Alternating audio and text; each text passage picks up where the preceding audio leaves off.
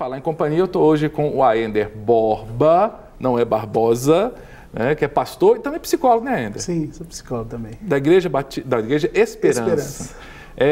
Já tem muita gente que nos ajuda a Esperança aqui, né? O Guilherme o Igor, né? Turminha boa. A Esperança fica onde? No Caiçara. No Caiçara. Na verdade, ali, entre Caiçara e Bonfim, né? Uhum. Nós estávamos no Caiçara, agora no bairro Bonfim. Isso. Perto do cemitério. Perto do cemitério. Não, mas vocês trazem a vida, né? Sim. E também estou com o Ismar aqui. Ismar, no caso, você é psicólogo, né? Sou psicólogo. Você trabalha com psicologia clínica? Como é que eu trabalho com psicologia clínica, eu tenho um consultório e atendo lá de manhã, de tarde e à noite. E trabalho também junto à Igreja Batista Central. Você trabalha na IBC do Luxemburgo?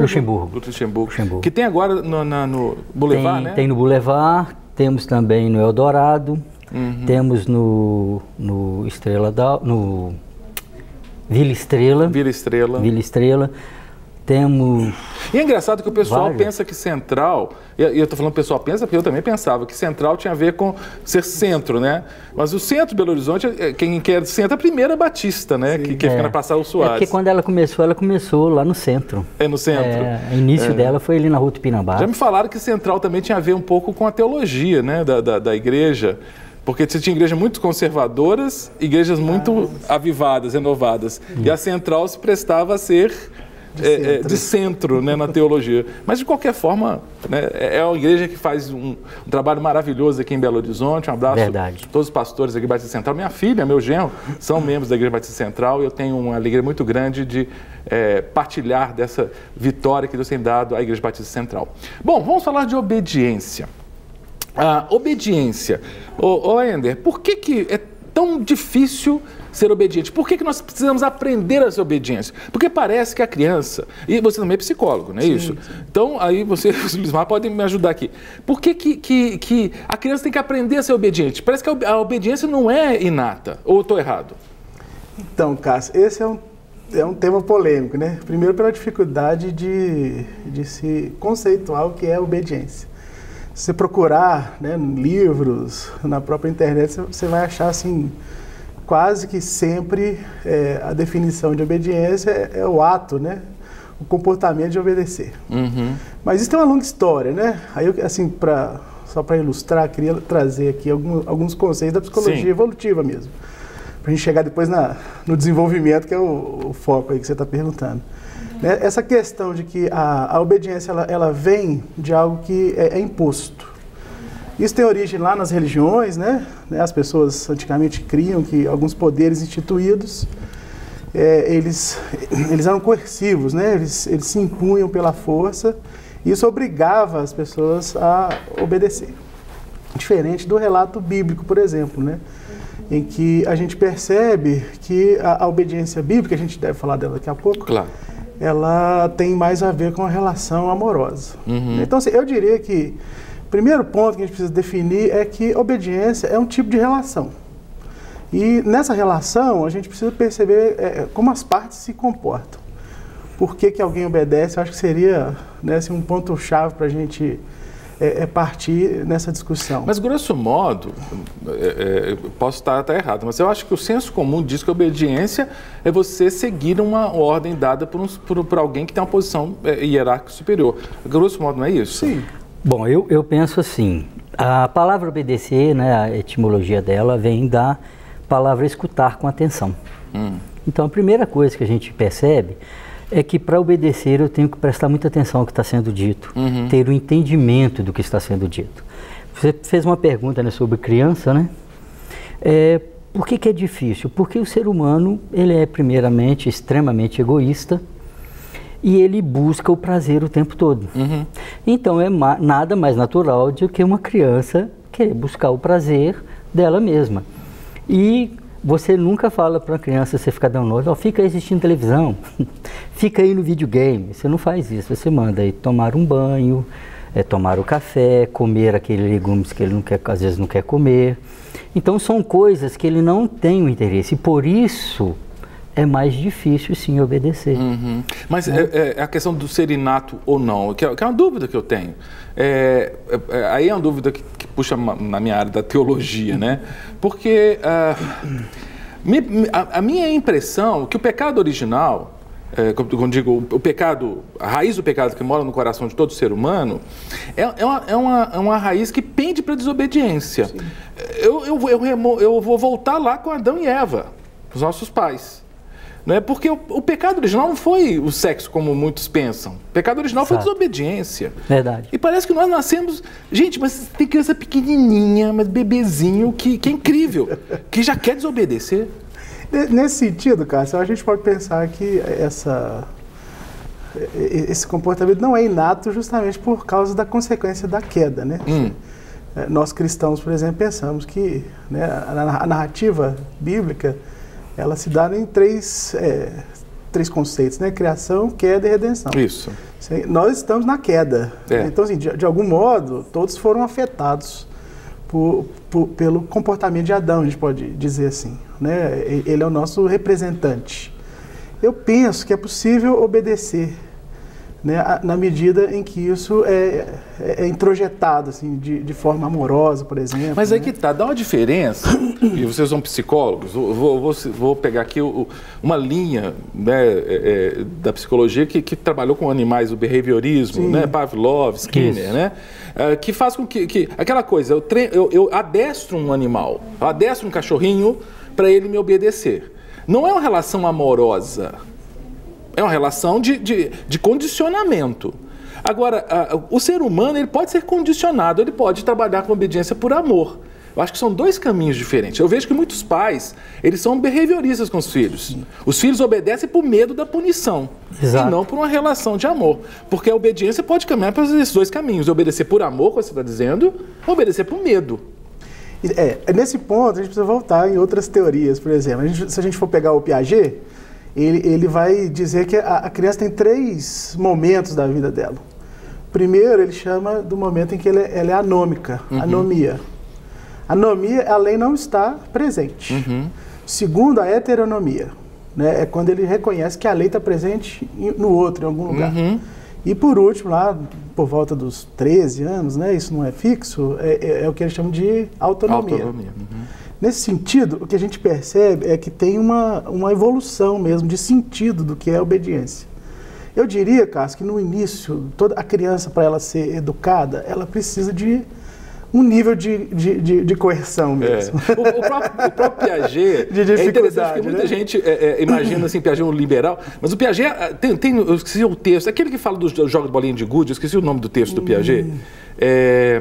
Depois eu vou lembrar. Sim. Mas ele trabalha os jogos das crianças, bolinha de gude e tudo. E aí ele fala que... Tem uma frase que é impressionante. Ele fala, muitas vezes a criança tem que obedecer ordens que ela não entende. Sim.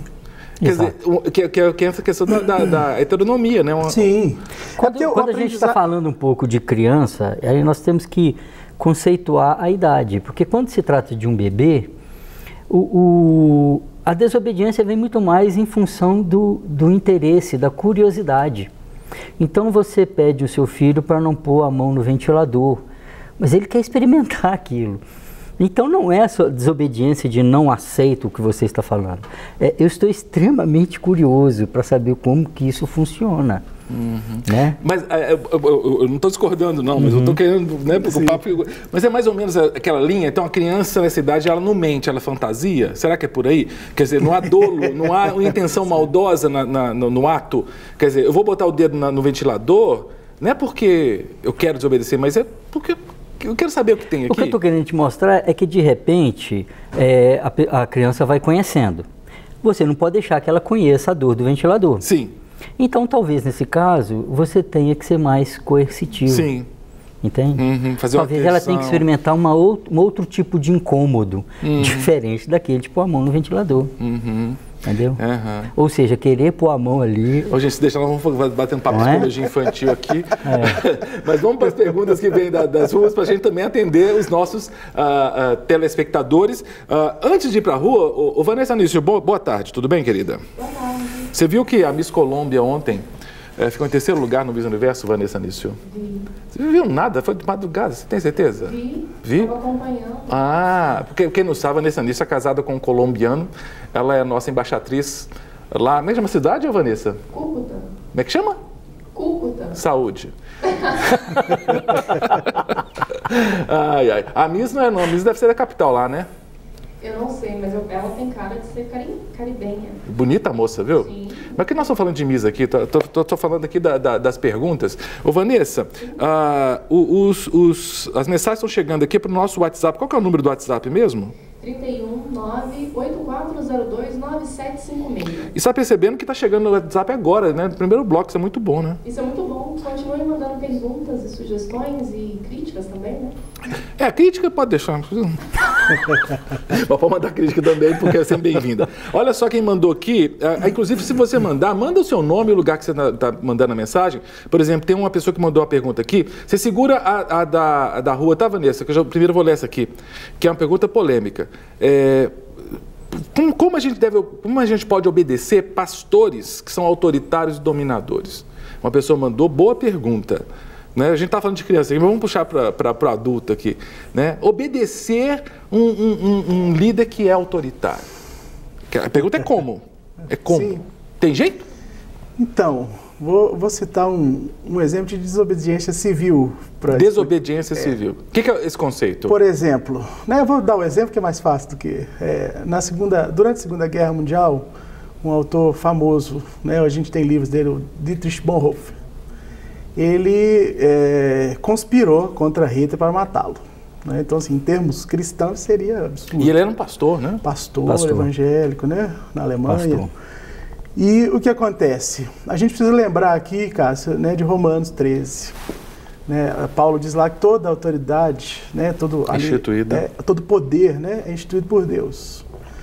Mas se Deus institui os poderes, Deus está acima dos poderes, porque, né, sim. É por isso que nós o chamamos de todo-poderoso.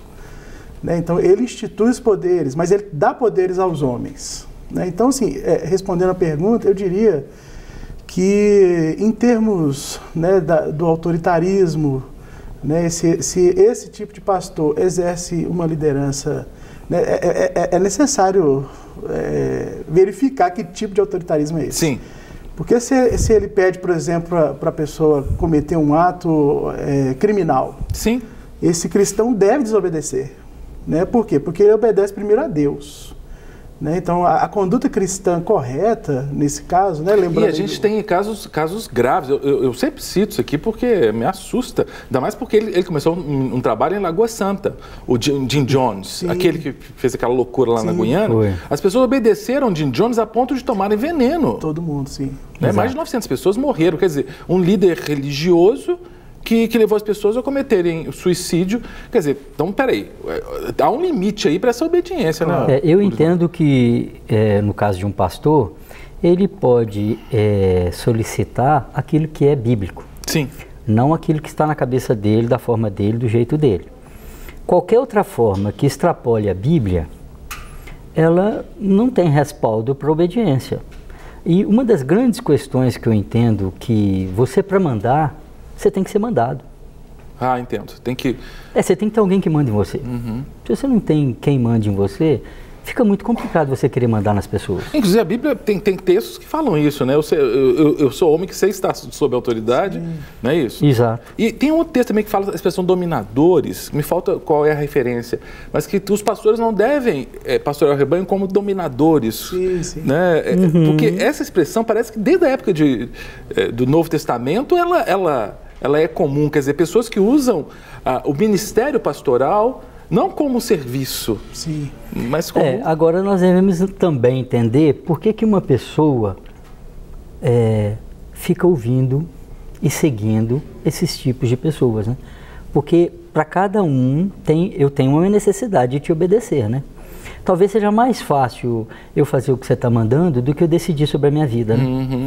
Então, é mais fácil te obedecer do que me dirigir. Mas aí, você citou o Dietrich Bonhoeffer, né, do Hitler, me faz lembrar do Nietzsche, que foi um dos teóricos que deu base para Hitler. Nietzsche falava que tem pessoas que têm a moral do rebanho. Aquelas pessoas que gostam de obedecer. Que, são cordeiros. O cordeiro não da perspectiva bíblica. Não da perspectiva né? Mas é aquela coisa assim, não, mandou, eu obedeço. Sim. Né? Aí é difícil, porque isso aí é alimento para o líder dominador, né? A gente vive um momento de crise, né, Cássio, assim, em relação à autoridade pastoral, por exemplo, né? A gente vê muitas pessoas usando mal esse tipo de poder, né, que é uma influência. Né? A próprio Foucault escreveu muito sobre isso, né? Ele cita um texto, ele chama poder pastoral, né? Aí ele cita a Bíblia, inclusive, né? A origem disso, lá antes de Davi, inclusive, né? Toda a história assim, do poder pastoral, né? É claro que ele dá uma conotação bem de alienação das pessoas, né? Então, o que eu diria, né, nesse sentido que está sendo colocado, é que para exercer autoridade, a pessoa tem que receber uma autoridade, mas eu acho que o cristão ele tem que receber primeiro o reconhecimento, né, de que Deus é uma autoridade absoluta sobre ele. A regra de fé e prática dele é a palavra de Deus, né? Então a gente tem uma crise também teológica no meio evangélico, sim. porque as pessoas não consultam a Bíblia para saber sobre em que situações obedece ou desobedece. E é engraçado, né? Porque tem aquela coisa meio horóscopo gospel. Tem gente que prefere ouvir o vidente, sabe? O pastor começa a virar guru. Ao invés da pessoa examinar as escrituras. Gente, Lutero lutou tanto por isso na reforma. Eu entendo muito da autoridade pastoral quando o pastor está discutindo acerca do pecado. Do tanto que o pecado hoje entra para dentro da igreja e ele quer dizer que aquela prática é pecaminosa. Então ele quer no sentido de proibir aquilo. E aí ele tem que ser ouvido, né? Aí ele tem que ser ouvido. Quando eu estou falando, quando é uma questão bíblica, ele está ali com essa autoridade, né? Bom, nós temos aqui muitas mensagens chegando. Muito obrigado a você que está mandando seu WhatsApp para o 984029756. Nós temos várias perguntas, eu vou ler. Quero agradecer a Elaine de Contagem que mandou sua mensagem, a Caroline também, que é da Igreja Presbiteriana Central de Contagem, eu acho que é do pastor Toninho, se não estou enganado. Quem mais aqui está mandando mensagem? O Jerônimo, né, está mandando uma mensagem. Não, Viviane, desculpa. A Viviane mandou mensagem, ela é de Jerônimo Monteiro, do Espírito Santo. Oh, que legal! Também gente de Cuiabá, Mato Grosso, que legal, a Fernanda mandando mensagem. Estou só citando aqui porque eu vou chamar a pergunta das ruas, né, para os meus convidados responderem aqui a pergunta, mas vão responder depois do intervalo, tá joia? Ô, Vanessa Nício, por favor, qual a pergunta que vai? Óbvio que você não vai dizer qual é a pergunta, né? Mas em que área que é a pergunta? O que é mais ou menos aí, assim, a linha? Diferenciar a obediência de uma outra palavra. Vamos lá, então? Vamos ver. Adriana Vasconcelos, sou de Macaé. Eu gostaria de saber se obediência é a mesma coisa que submissão. Uau, boa pergunta, né? Ser obediente é a mesma coisa de ser submisso? Obediência e submissão. Boa pergunta, Neander. Eles não vão responder, mas depois do intervalo. Vamos tomar uma aguinha e voltamos já com o nosso bate-papo. Estamos de volta com o nosso bate-papo. Bate-papo que continua funcionando aqui, viu? Durante o intervalo, a gente continua batendo papo aqui, não é? E com certeza você também está participando desse bate-papo. Nós deixamos uma pergunta, eu vou pedir, por favor, a nossa produção para soltar de novo a pergunta que foi de uma moça, de uma senhora de Macaé. Vamos lá? Adriana Vasconcelos, sou de Macaé. Eu gostaria de saber se obediência é a mesma coisa que submissão. Então a pergunta fica para o Bismar, para o Neander. Submissão e obediência é a mesma coisa? São sinônimos? Fala aí, pastor. Bom, eu diria que não. Vou citar um exemplo bíblico também, né, para a gente embasar a resposta. Né, lá em Efésios capítulo 5. Aquele texto que faz as mulheres estremecerem. Né, mulheres sejam submissas aos vossos maridos. É claro que Paulo ali está falando de uma relação, né? Está falando da relação do casamento. Né? O contexto é sobre isso e como os dois se submetem a Deus. Isso. Né? Então, em primeiro lugar, eu diria que a obediência, ela é mais externa nesse sentido. As pessoas têm que ter um sentido para encontrar uma obediência comum. Né? É igual quando a gente obedece às leis do Estado, por exemplo, leis de trânsito, né? Você tem lá uma convenção. Eu penso que o cristianismo, ele traz para nós essas regras, né? A gente tem um padrão de conduta. Ali Paulo está sendo específico, tanto para o homem quanto para a mulher. Então, o homem tem que exercer a sua autoridade, né, com amor, né, ao ponto de dar a vida pela esposa. E a mulher, o que é exigido dela, é a submissão. O que é isso, né? A submissão, eu diria que voltando àquilo que eu tinha dito antes, é um tipo de obediência, mas que ela é dada por amor. Né? Você não obedeceria seu marido se ele te batesse todos os dias. Inclusive, na pergunta que foi feita anteriormente, né? Se o marido obriga a mulher a fazer coisas que não são boas, não são cristãs, ela deve desobedecê-lo. Né? Então, a submissão tem esse sentido, né? Algumas pessoas dizem que é estar na missão do outro, né? É você se submeter de forma espontânea, de forma... Né? Aceitar a missão. Aceitar a missão do outro, estar com ele. Né? Tem esse sentido mesmo, né? Mas quando o homem... eu quero deixar claro, Cássia, é essa coisa da relação, né? O homem tem que entender qual é a função, qual é o papel dele, para a mulher também aceitar o dela. Veja que a submissão feminina só é possível se o homem ele entrega esse poder, né, a Deus e trata a sua esposa com amor.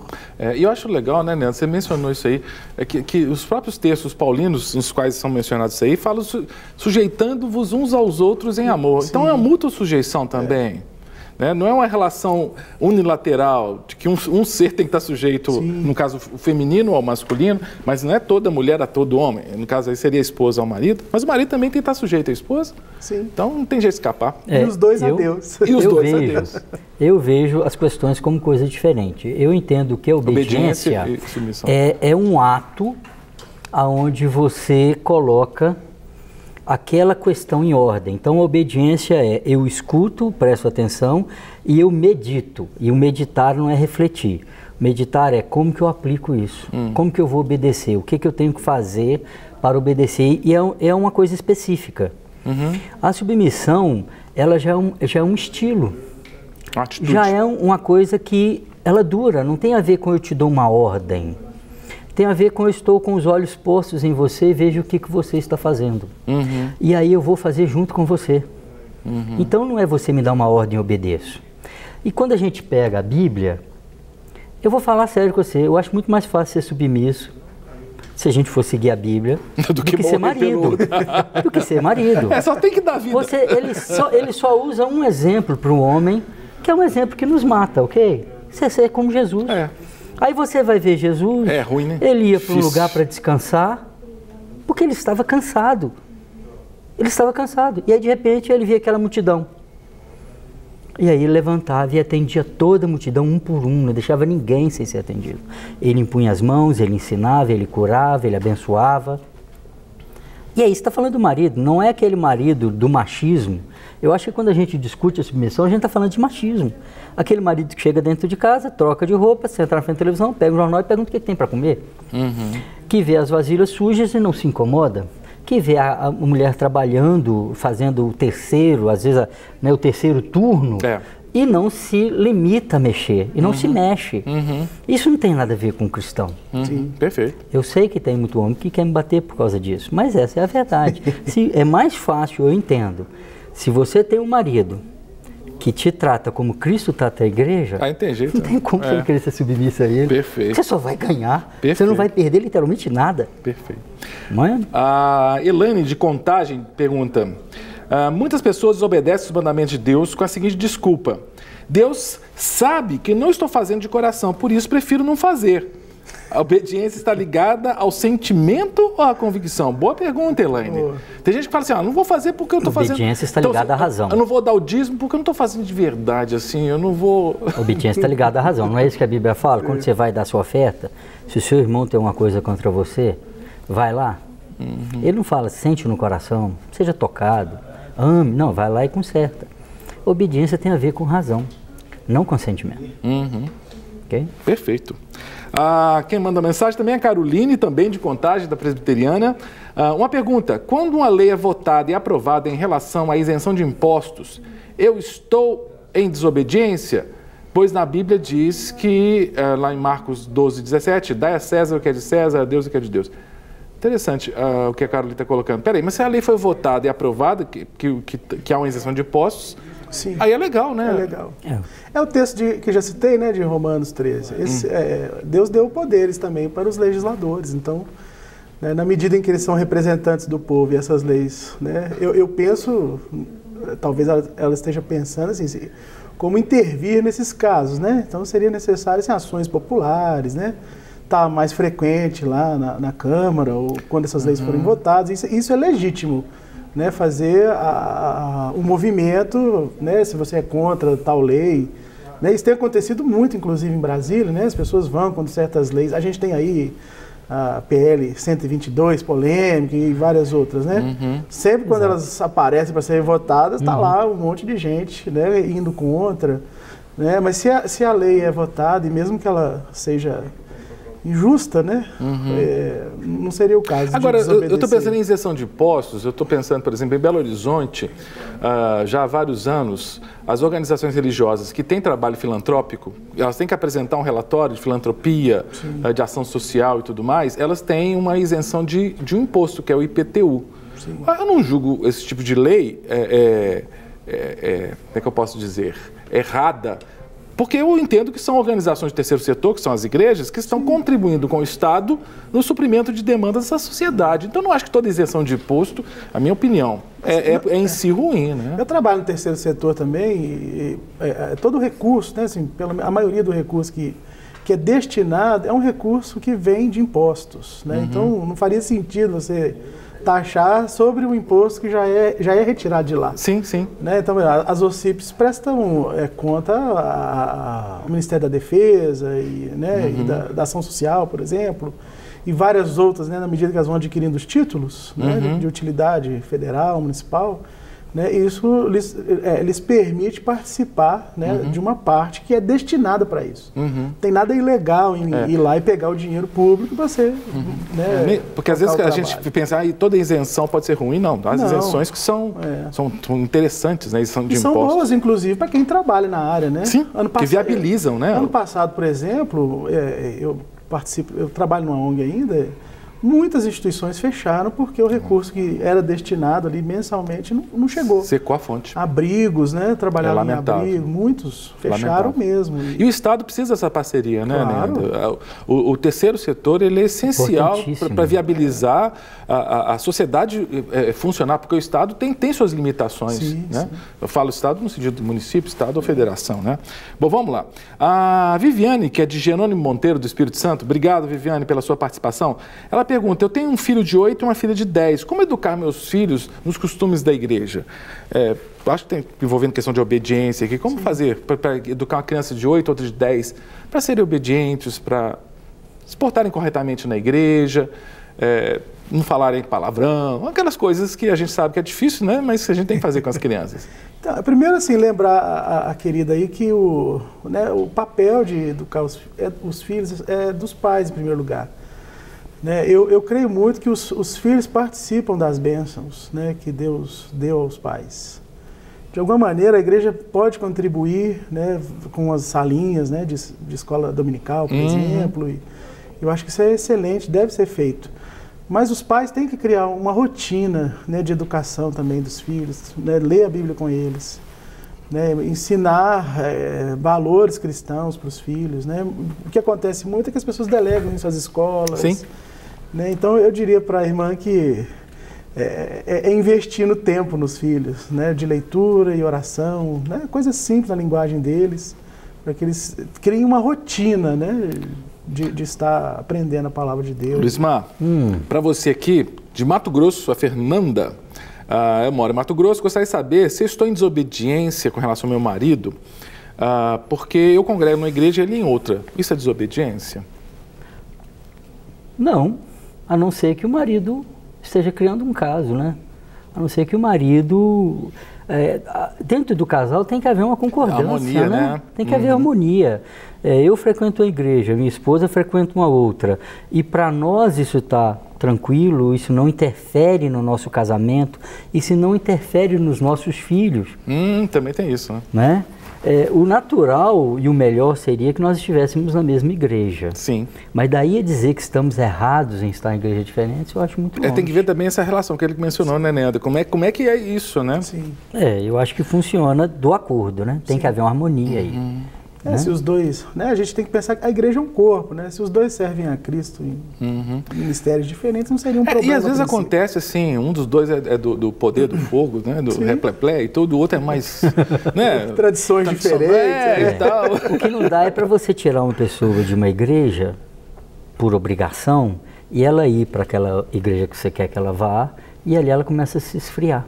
Entendeu? Aí, por isso que eu estou falando que isso não é assim a ferro e fogo, né? Tem que haver uma harmonia, uma discussão, um andar juntos, frequentar durante um tempo, ver o que é bom, o que é ruim, e discutir. Né? Não é uma coisa assim. Mas o melhor é que sim, que os dois, principalmente quando tem filhos, congreguem na mesma igreja. Perfeito. Ideal. Vamos a mais uma pergunta que vem das ruas sobre obediência.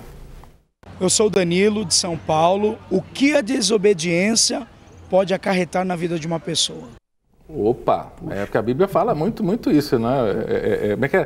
Eu não quero sacrifício, não é isso? Né? Eu quero o Senhor, Ele quer as pessoas obedientes. Quem desobedece não deve ter alguma consequência. Nós estamos falando aí de quê? A desobediência com relação a Deus?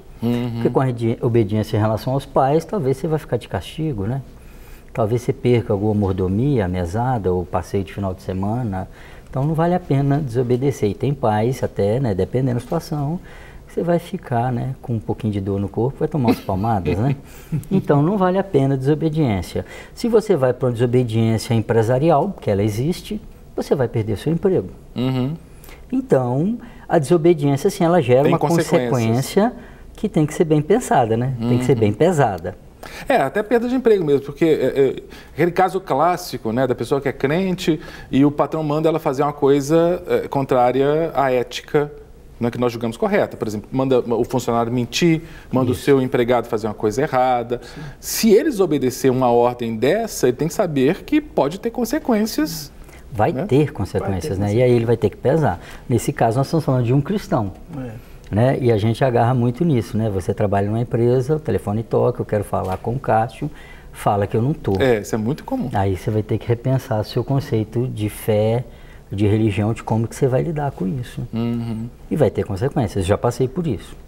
E eu falei para o meu chefe que eu não minto. Então eu só falei que ele não podia atender. Graças a Deus não aconteceu nada, mas poderia ter acontecido, claro.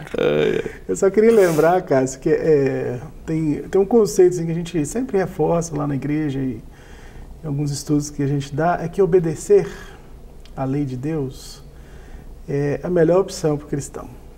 Dentro da liberdade que Deus deu para os crentes, né, eu sinto que as pessoas têm dificuldade com esse conceito de liberdade, que acha que vai fazer o que quiser. Né? Liberdade para o cristão é obedecer a Deus, é fazer a vontade de Deus, porque Ele sabe o que é melhor. Né? Então a gente pensa assim que, se a gente pensar em obediência a partir de nós somos desobedientes por natureza, né? Como nós já dissemos. Mas a liberdade cristã, ela opera dentro de um espaço que Deus... Há limites que Ele estabeleceu. E esses limites são bons, é o exemplo, né, que está sendo dado. Se um filho ultrapassa uma linha, tem consequência. Né? O cristão também é assim. Né? O espaço que Deus te deu para você estar dentro dele já é a liberdade cristã. Com relação a Deus, eu percebo...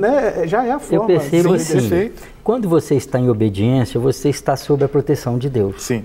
Quando você desobedece, você sai da proteção. Não é que Deus pesa a mão, é que você sai dessa proteção. Sobra para você. Entendeu? Então, o problema é ficar sem a mão de Deus em cima. Essa que é a questão. Ela tiver eu acho que na desobediência você perde essa proteção, esse cuidado, essa vitória garantida. Perfeito. Pensando em liberdade, eu lembrei de um exemplo que um dia eu ouvi não lembro quem foi, mas me marcou. O que é a liberdade do cristão? É mais ou menos o que os pais fazem com os filhos, né? Aquela parte da heteronomia, né? Que tem pai que acha que liberdade para o filho é o que você quer comer. Não, o que é liberdade para um pai para o filho? Olha, hoje nós temos essa opção. Dentro disso, você pode escolher uma dessas opções. Ele tem liberdade de escolher dentro daquelas opções. Deus também nos dá liberdade, Ele nos dá um leque de opções. E Ele mostra também assim, passou desse limite aqui, é desobediência, é pecado, né? Exato. Tanto é que a Bíblia, ela usa o mesmo, né, analogia da criança, né? Quando você se converte, você nasce de novo. Né? Pensa assim, que uma criança é alta complexidade. Você precisa de investir mais tempo, mais energia, mais... Né? À medida que a gente vai crescendo na vida cristã, né, a Bíblia chama de maturidade. Né? Chega um tempo na vida, você vai descobrir que certas coisas não eram tão... Né? Eu brinco assim, né? Quantas pessoas não arrependeram de ter jogado certos discos fora?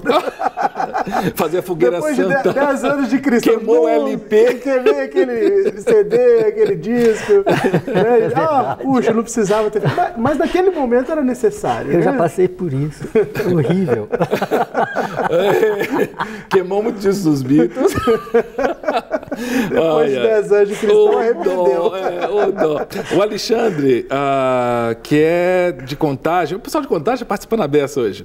Quando a ordem de uma forma geral parte de um superior dentro de uma empresa, essa ordem não agrada a Deus, qual a posição, o que a gente deve fazer? Vocês já explicaram, né? Sim. É que é certo. Você deve obedecer a Deus, não aos homens, né? Sim. Exato. Carlos Alberto de Carangola, abração, Carlos. Mas a Bíblia diz que toda autoridade é constituída por Deus. Ele é da igreja Maranata.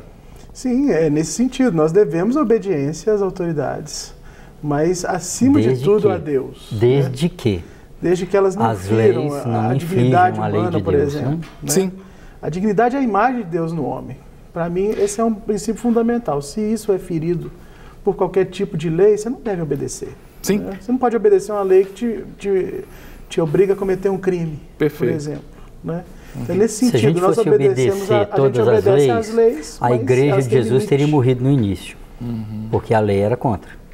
Se a gente fosse obedecer às leis, nós não teríamos levantado contra o holocausto. Ok? Então, assim, não é só porque é lei que vem de Deus. Perfeito. O Alex Aires, de Santa Catarina, de Itajaí, manda um abraço pra gente. Brigadão, querido, que Deus te abençoe. E ele fala, é melhor obedecer do que sacrificar. O Lucas tem 18 anos, é de Santo Antônio, Rio Grande do Norte, diz, eu era batista desde bebê, mas agora sou da Casa da Bênção. Que legal, glória a Deus. Amo o André e a Ana Paula, que eles me inspiram. Vou mandar um abraço para os dois. Já está mandado aqui para o pastor André Valadão e para a Ana Paula Valadão. Queria saber se é pecado deixar de obedecer os pais, porque não concordam com o que os pais querem. É pecado desobedecer os pais? Aí está falando aqui da discordância. Sim, não da questão de pecado. Sim. Então, também vai depender muito da idade, né? E do ponto que está sendo trazido ali, da discordância. Voltando àquele exemplo, né? Os pais sabem o que é melhor para os filhos. Né? É óbvio que em algum caso os pais podem ser autoritários e podem, né, exagerar na dose. Né? Paulo dá essa recomendação também a Timóteo, se não me engano, né? Os pais não devem irritar os filhos. Não provoquei seus filhos a ira. Então, né? Isso é importante saber, porque tem uma relação ali que ela é mediada por algo maior. Os pais têm que saber o limite que deve ser imposto aos filhos. Por obediência, né, Ander? Eu vou ter que terminar o programa, porque né, eu tenho que obedecer o meu horário. Muito obrigado, Leandro. Obrigado, Gilmar. Muito obrigado a você em casa que participou desse bate-papo. E convido você amanhã, 12h15. Vamos bater papo de novo. Que Deus te abençoe, te guarde e até lá. Para receber todas as novidades do canal, inscreva-se. E se curtir o vídeo, clique em gostei. Aproveite para acompanhar a Rede Super nas redes sociais.